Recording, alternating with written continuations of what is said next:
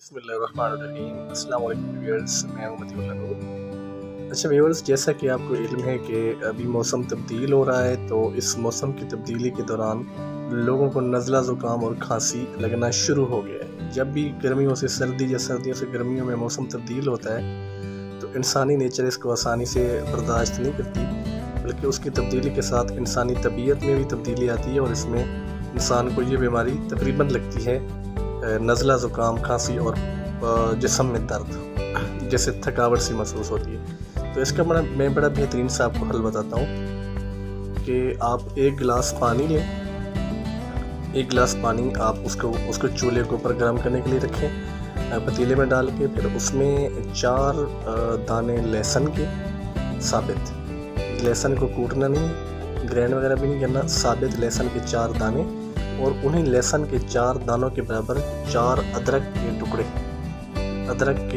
ٹکڑے یہ شامل کریں اور پانی کو بوائل ہونے دیں۔ اس میں 1 ٹی سپون ہلدی کا ڈال لیں اور اس کو بدستور بوائل ہونے دیں۔ اس کے بعد جب بوائل ہو جاتا ہے تو اس کے اندر جو ٹی پیک ہوتے ہیں یا کھلی سبز چائے جو ہوتی ہے، گرین ٹی جس کو کہتے ہیں، اس کے 2 چمچ یا 2 ٹی بیگ ڈال دیں۔ تو جب وہ صحیح بوائل ہو جاتی ہے تو اس کو چھانی سے چھان لیں اور کپ میں ڈال دیں۔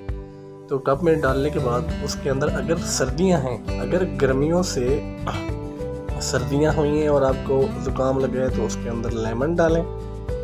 اگر سردیوں سے گرمیاں ہوئی ہیں اور آپ کو زکام ہوا ہے تو اس کے اندر 1 چمچ ہنی ڈالیں اور اس کو پئیں، اور آپ یہ اس کو کسی بھی ٹائم پیتے رہیں۔